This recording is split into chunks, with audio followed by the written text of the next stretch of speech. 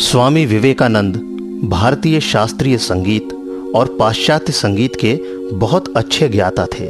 सन 1898 की जुलाई में स्वामी जी नीलांबर बाबू के उद्यान में स्थित बेलूड़ मठ में निवास कर रहे थे। एक दिन संध्या समय अपने शिष्यों सहित ध्यान समाप्त कर स्वामी जी कमरे में आकर बैठ गए।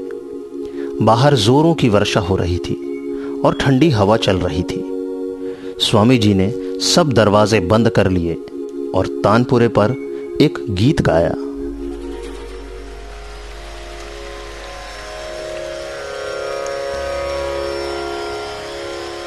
भव सागर कारण कारण है, रवि नंदन बंधन खंडन हो, शरणागत किंकर भीत मने, गुरुदेव दया करो दीन जने, हरि कंदर तामस भास्कर है, तुम्ही विष्णु प्रजापति शंकर है, पर ब्रह्मा परात्पर वेद भणे, गुरुदेव दया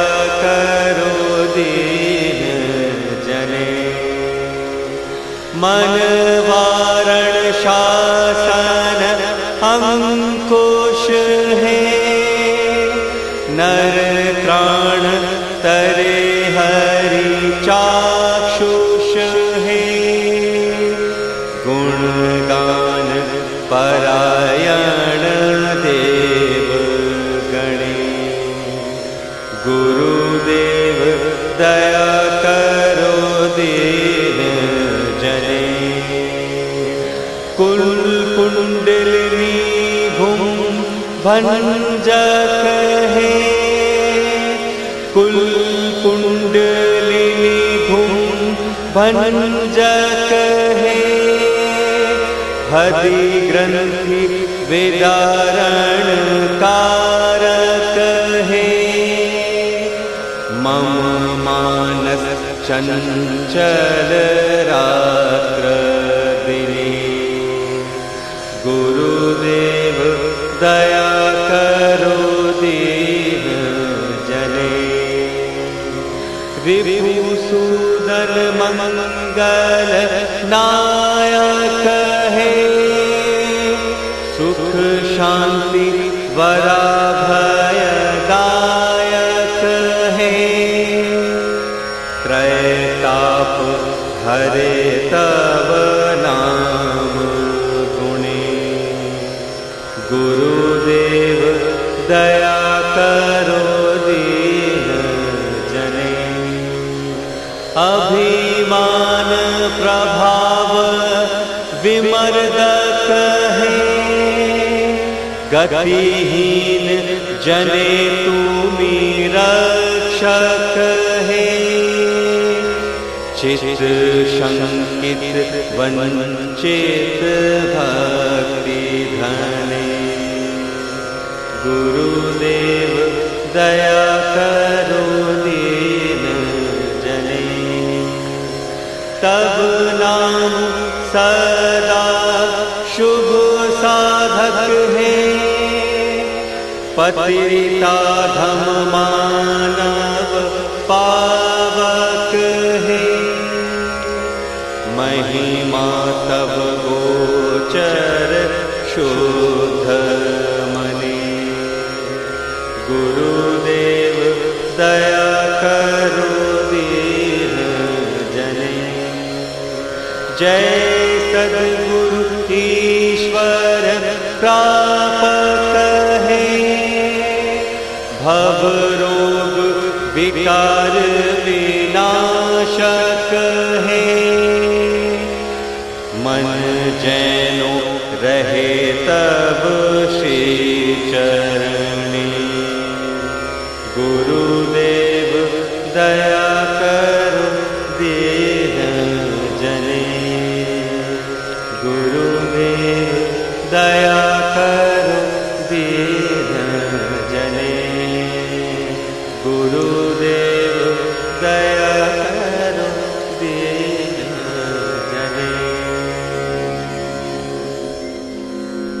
समाप्त होने पर संगीत पर चर्चा छिड़ गई। स्वामी शिवानंद जी ने पूछा, पाश्चात्य संगीत के संबंध में आपके क्या विचार हैं? पाश्चात्य संगीत बहुत उत्कृष्ट है। उसमें गीत माधुरी, लय उस चरम सीमा को प्राप्त हो चुकी है जो हमारे संगीत में नहीं है। ये और बात है कि हमारे अनअभ्यस्त कानों को पाश्चात्य संगीत रुचिकर प्रतीत नहीं होता और हम ये सोचते हैं कि वे सियारों के समान चिल्लाते हैं। पहले मेरा भी यही ख्याल था, पर जब मैंने उनके संगीत को ध्यानपूर्वक सुनना शुरू किया और उस शास्त्र का अध्ययन किया तो प्रशंसा किए बिना नहीं रह सका। परंतु हम भारतीयों को पाश्चात्य शास्त्रीय संगीत अच्छा नहीं लगता। शायद हम उसे समझते नहीं, इसलिए। सभी कलाओं का यही हाल होता है। किसी उत्कृष्ट चित्र को देखकर हम ये नहीं समझ सकते कि उसका सौंदर्य कहाँ छिपा है। जब तक चित्रकला में निपुणता न प्राप्त हो तब तक किसी कलाकृति का मर्म समझना कठिन है। हमारा संगीत केवल कीर्तन और ध्रुपद में ही शुद्ध रूप में जीवित है। शेष सब इस्लामी संगीत कला के अनुकरण से दूषित हो गया है। हमें विस्तार पूर्वक समझाइए स्वामी जी। प्रकृति का अनुकरण कर चित्रकला चाहे जितनी कलामय बनाई जा सकती है, इसी प्रकार संगीत में भी शास्त्र अनुकरण कर जितनी चाहे उतनी दक्षता प्रदर्शित की जा सकती है और ऐसा संगीत कानों को भी प्रिय लगेगा। भारत में आकर मुस्लिमों ने यहाँ की राग रागिनियों को अपनाया तो अवश्य, पर टप्पा गीतों पर उन्होंने अपने संगीत की इतनी गहरी छाप मारी कि यहाँ का संगीत ही नष्ट हो गया। ऐसा कैसे महाराज? टप्पा तो सबको अच्छा लगता है। हाँ, कुछ लोगों को झींगुरों की झनकार भी अच्छी लगती है। संथाल भी अपने संगीत को सर्वोत्कृष्ट मानते हैं। सातों सुरों के भिन्न भिन्न प्रकार के संयोगों को ही भिन्न भिन्न राग रागिनियों का नाम दिया गया है, पर टप्पा में उल्टी ही बात है। ये तो एक राग से दूसरे राग की ओर दौड़ है। एक नई धुन बनाई जा सकती है, फिर आलाप में आवाज ऊंची उठाकर उसमें कंपन लाया जाता है। भला इसमें राग कैसे शुद्ध और पूर्ण बना रह सकता है? उनकी बातें सबको समझ में नहीं आई, क्योंकि वे सब संगीतज्ञ नहीं थे। ये समझकर स्वामी जी ने उन्हें समझाया, यदि केवल प्रभावोत्पादन के लिए ही लघु रूप आलापों का इतना प्रचुर उपयोग किया जाए तो संगीत का अर्थ तो बिल्कुल नष्ट हो जाता है। जब से टप्पा का प्रचार हुआ तब से भाव व्यक्त करने के लिए गीतों का गाया जाना तो बिल्कुल बंद हो गया। अब रंगमंच की प्रगति के साथ शुद्ध संगीत का शनह शनह जीर्णोद्धार होने लगा है, पर अब भी राग रागनियों की अवहेलना ही हो रही है। जो ध्रुपद गाने में दक्ष हैं उन्हें तो टप्पा कर्कशी लगता है, पर हमारे संगीत में सुरों का आरोह अवरोह बहुत सुंदर बन पड़ता है। फ्रांस वालों ने हमारे संगीत के इस गुण को पहचाना है और अपने संगीत में अपनाने का प्रयत्न किया है। उनको देखकर यूरोप भर में अनुकरण होने लगा। महाराज, उनका संगीत तो अधिकतर वीर रस जागृत करने वाला है और हमारे संगीत में इसका नितांत अभाव जान पड़ता है। नहीं, हमारे संगीत में ये विशेषता है। वीर रस के संगीत में भी लय की बहुत आवश्यकता होती है। हमारे संगीत में लय का अभाव है, इसलिए हमारे वीर रस का संगीत इतना प्रबल नहीं है। हमारा संगीत धीरे धीरे उन्नत हो रहा था, किंतु मुसलमानों ने आकर इस तरह का विकृत कर दिया कि उनकी प्रगति कुंठित हो गई। पाश्चात्यों का संगीत बहुत अधिक उन्नत है। उनके संगीत में करुण और वीर रस दोनों की ही प्रचुरता है। हमारे तुम्बे से बने प्राचीन वाद्यों में कोई प्रगति ही नहीं हुई। कौन कौन से राग वीर रस प्रधान है? हर एक राग वीर रस प्रधान बन सकता है यदि उनमें लय हो और वाद्य भी तदनुकूल लिए जाएं। कुछ रागिनियां भी कुछ वीर रस प्रधान बन सकती हैं। भोजन का समय हो गया था, इसीलिए चर्चा समाप्त कर दी गई। तदुपरांत स्वामी जी कलकत्ते से आए हुए अतिथियों के सोने की व्यवस्था के बारे में पूछताछ कर अपने शयन कक्ष में आराम करने लगे। स्वामी जी कितने अच्छे संगीतज्ञ थे, उसका एक उदाहरण आपको दे रहे हैं। शायद इस घटना का उल्लेख हम पहले भी कर चुके हैं, पर यहाँ संगीत की बात चली तो और एक बार उस घटना के बारे में आपको जानकारी दे रहे हैं। परिव्राजक के रूप में अपने भारत भ्रमण के दौरान स्वामी जी की एकनाथ पंडित नामक एक वरिष्ठ संगीतज्ञ के साथ मुलाकात हुई, जो एक ध्रुपद गायक थे। स्वामी जी ने उनका संगीत सुनने की इच्छा व्यक्त की। एकनाथ पंडित के गाने के साथ स्वामी जी मृदंग पर संगत करने लगे। स्वामी जी के इस मृदंग वादन से गायक और श्रोता पूर्णतः संतुष्ट हुए। इस कार्यक्रम के पश्चात होने वाले वार्तालाप से पता चला कि स्वामी जी एक अच्छे गायक भी हैं। अतः उन लोगों ने स्वामी जी से गाने का अनुरोध किया। स्वामी जी तानपुरा उठाकर ध्रुपद का आलाप लेने लगे। फिर जब वे गीत के लय पर आए तो कोई भी मृदंग पर उनकी संगत नहीं कर सका। सहसा ही उन्होंने तानपुरा एकनाथ पंडित के हाथ में सौंपते हुए मृदंग उठा लिया और स्वयं ही अपनी संगत करने लगे। इस तरह सबको आश्चर्य में डालकर स्वामी जी ने दोनों भूमिकाएं निभाई। इस अद्भुत घटना पर विस्मित होकर पंडित जी कह उठे, स्वामी जी आप केवल गायक नहीं नायक भी हैं। नायक की उपाधि एक ऐसे संगीतज्ञ को दी जाती है जिसमें सफल प्रदर्शन, संगीत रचना की क्षमता, संगीत शास्त्र का दान और श्रोताओं को अभिभूत करने की प्रतिभा हो। जिन लोगों को संगीत का थोड़ा ज्ञान है वे इस बात को ठीक ठीक समझ सकेंगे कि ध्रुपद गायन, जिसमें कि षट प्राण और षट संगत लगते हैं, के साथ मृदंग पर स्वयं ही संगत कर पाना प्रायः असंभव सा है। इन दोनों को एक साथ अकेले ही सफलता पूर्वक कर दिखाना एक अति मानवीय कार्य है। स्वामी जी ने सुव्यवस्थित ढंग से ध्रुपद, धमार, ख्याल, भजन और टप्पा का अध्ययन किया था। टप्पा के बारे में उनकी राय अच्छी नहीं थी। विभिन्न शिक्षकों से उन्होंने मृदंग, तबला और सितार भी सीखा। वेणी उस्ताद वेणी माधव अधिकारी और उस्ताद अहमद खां से उन्होंने ध्रुपद व ख्याल सीखा था। ब्रह्म समाज के एक सदस्य श्री काशी घोषाल से उन्होंने इसराज एवं मृदंग सीखा। उनके समकालीन बंगाल के संगीतज्ञों में प्रमुख थे रविंद्रनाथ ठाकुर, त्रैलोक्यनाथ सान्याल और जितेंद्रनाथ ठाकुर। कहते हैं अपनी संगीत शिक्षा के दिनों में स्वामी जी नियमित रूप से कठोर अभ्यास किया करते थे। स्वामी जी एक रचनाकार भी थे। परवर्ती काल में उन्होंने संस्कृत, बंगला और हिंदी में अनेक रचनाएं की और उन्हें विभिन्न शास्त्रीय रागों एवं तालों के साथ समायोजित किया। उनमें कुछ का विवरण निम्नलिखित है। पहला, खंडन भव बंधन, राग यमन, ताल चौताल। ये रामकृष्ण संघ के सभी केंद्रों में गाई जाने वाली दैनिक प्रार्थना है। दूसरा, एक रूप अरूप नाम वर्ण, राग बड़ा हंस सारंग, ताल चौताल। तीसरा, ना ही सूर्य ना ही ज्योति, राग बागेश्वरी, ताल अड़ा या इकवी। चौथा, मुझे वारी बनवारी सैया, राग ठुमरी, ताल कहरवा। उनकी तबले की ताल पर भी अनेक रचनाएं हैं। यदि 39 वर्ष की अल्पायु में देह त्याग न किया होता तो संगीत जगत संभवतः उनकी और भी रचनाएं पाकर उपकृत होता। संगीत के किसी भी अन्य प्रकार की तुलना में ध्रुपद के प्रति स्वामी जी का बड़ा सम्मान का भाव था। वे कहते,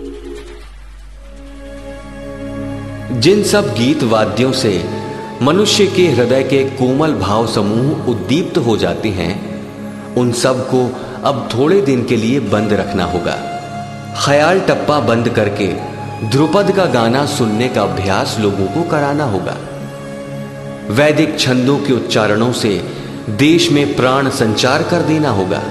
परंतु संगीत के आदर्श के बारे में स्वामी जी ने कहा था, ध्रुपद और ख्याल आदि में एक विज्ञान है, किंतु कीर्तन अर्थात माथुर और विरह तथा ऐसी अन्य रचनाओं में ही सच्चा संगीत है, क्योंकि वहां भाव है, भाव ही आत्मा है। प्रत्येक वस्तु का रहस्य है। बहुत से लोग सोचते हैं कि भाव मात्र ही संगीत है, पर ऐसी कोई बात नहीं। दूसरी ओर भाव विहीन परंतु केवल व्याकरण शास्त्र पर आधारित शब्दों की कसरत भी संगीत नहीं है। स्वामी जी के गुणों से एक और गुणी व्यक्ति भी बहुत प्रभावित हुए थे। वे थे फ्रांस के रोमारोला। उन्होंने लिखा है, स्वामी जी के शब्द मात्र महान संगीत है। वे शब्द तो जैसे बीथोवन शैली के संगीत के टुकड़े हैं। हेंडेल के संवेद गान के छंद प्रवाह के भांति उनमें उद्दीपक लय निहित है। उनकी वाणी सुनते ही शरीर में बिजली सी कौंध जाती है। उनके मुख से निकली वाणी में अनायासी आवेग उत्पन्न हो जाता है।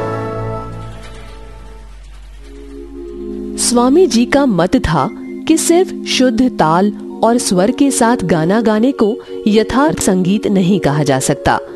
लोकगीतों की मधुरता, शास्त्रीय संगीत का विज्ञान और कीर्तन का भाव, इन गीतों के मेल से ही आदर्श संगीत की सृष्टि होती है।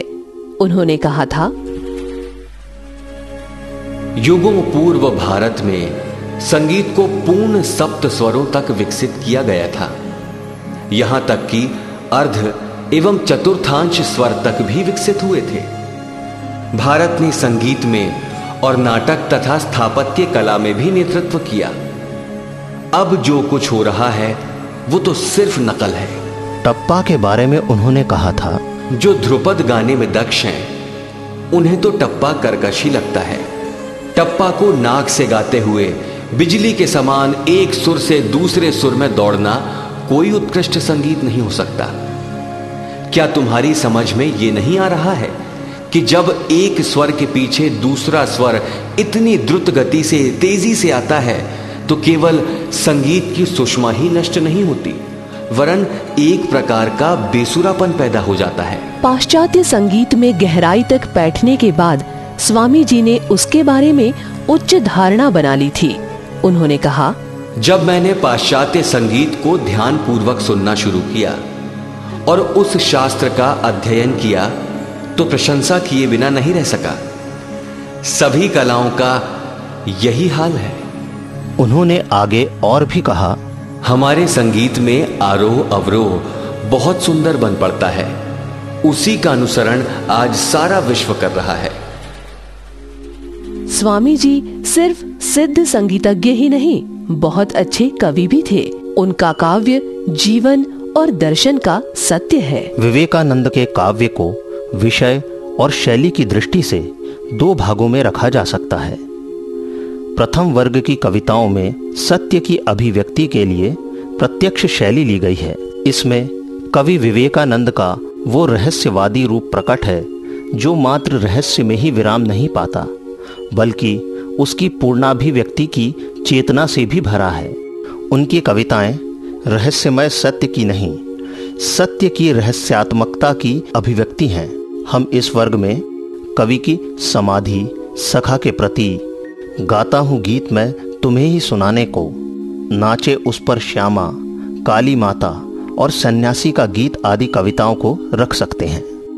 सत्य के सगुण स्वरूप पर आधारित कविताएं दूसरे वर्ग में रखी जाएंगी। इन कविताओं में ईश्वर के सगुण रूप पर निवेदित भावनाओं के समर्थन के साथ ही मानवीय मूल्य के विविध आयामों की रचनाएं हैं। विवेकानंद का काव्य समाधि की सृष्टि है। समाधि चरमावस्था का ही दूसरा नाम है। ये वो अवस्था है जिसमें मानव व्यक्तित्व पूर्णतः एकात्म प्राप्त कर लेता है। उसकी अनेक मुखी प्रवृत्तियां अपनी विभेद खोकर एक अपूर्व एकात्म का अनुभव करती हैं। उस अवस्था में सूर्य भी नहीं है, ज्योति सुंदर शशांक नहीं, छाया सा व्योम में ये विश्व नजर आता है। जहाँ मन के विभिन्न भाव अपने मिथ्यात्व का दर्शन कराने लगती हैं, जहाँ अहंकार की उद्दीप्त धारा में दृश्यमान विश्व विलीन होने लगता है और अंत में जहाँ अंधकार भी एक व्यापक पूर्णता में लय प्राप्त करता है, वहाँ कवि विवेकानंद उपमा देते हैं। बंद वो धारा हुई, शून्य में मिला है शून्य, अवाड़ गमन सगोर चम, वो जाने जो ज्ञाता है। कवि विवेकानंद हमसे कहते हैं, तुम प्रेम की यज्ञ वेदी में अपनी स्वार्थपरता एवं मलिनता की आहुति दे दो। स्मरण रखो कि तुम्हारा भिक्षुक हृदय सदैव से सुख वर्जित रहा है। अपने हृदय की प्रेम राशि का वितरण तुम बिना प्रतिदान की आकांक्षा किए मुक्त हस्त से करो, क्योंकि ब्रह्मा और परमाणु कीट तक सब भूतों का है आधार। एक प्रेममय प्रिय इन सबके चरणों में दो तन मन वार। बहुरूपों में खड़े तुम्हारे आगे और कहां है ईश। व्यर्थ खोज ये जीव प्रेम की सेवा ही पाते जगदीश। उनके गीत प्रकृति और पुरुष या शक्ति और शिव रूपी मूल तत्व के प्रति ही निवेदित है। वे ही कवि के सर्वस्व हैं।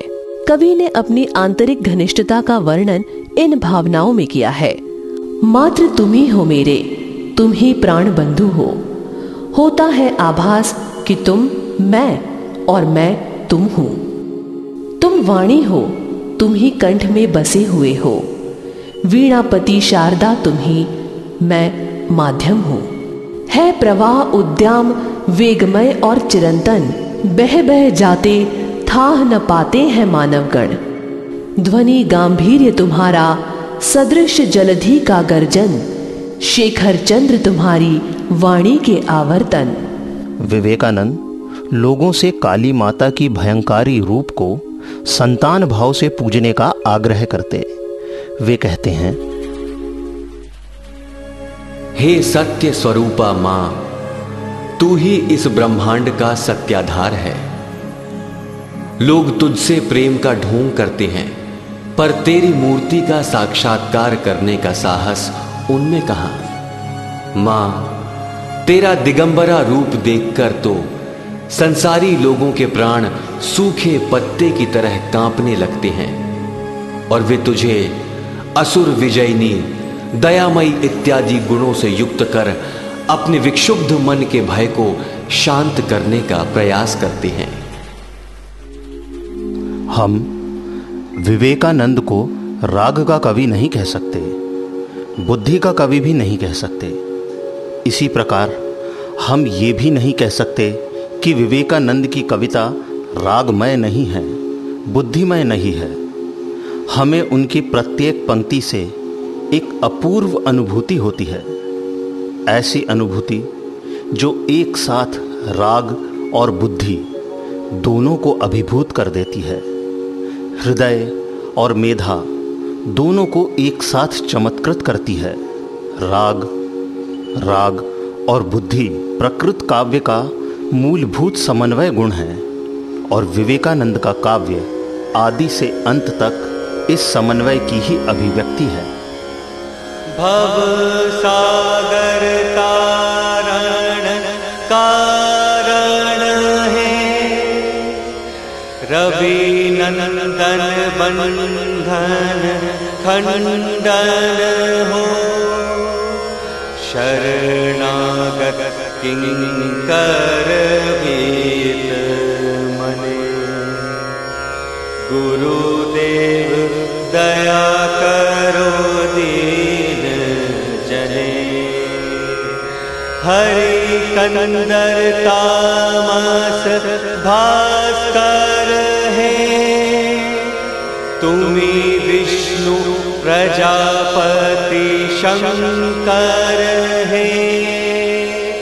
पर ब्रह्मा परात्पर वेद भणे, गुरुदेव दया करो दीन जने। मन वारण शासन अंकुश है, नर प्राण तरे हरि चाक्षुष है। गुणगान परायण देव गणे, गुरुदेव दया करो दीन जने।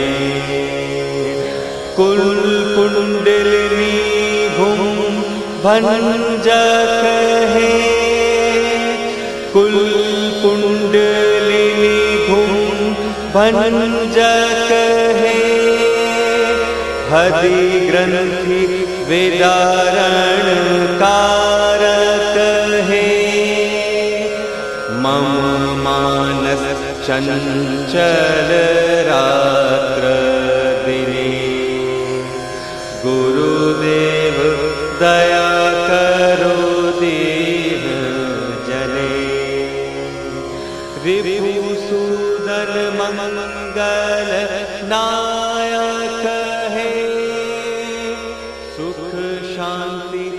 युग प्रवर्तक विवेकानंद, परिकल्पना श्री राम तिवारी, समन्वय संजय यादव, मध्य प्रदेश शासन संस्कृति विभाग, स्वराज संस्थान संचालनालय की प्रस्तुति।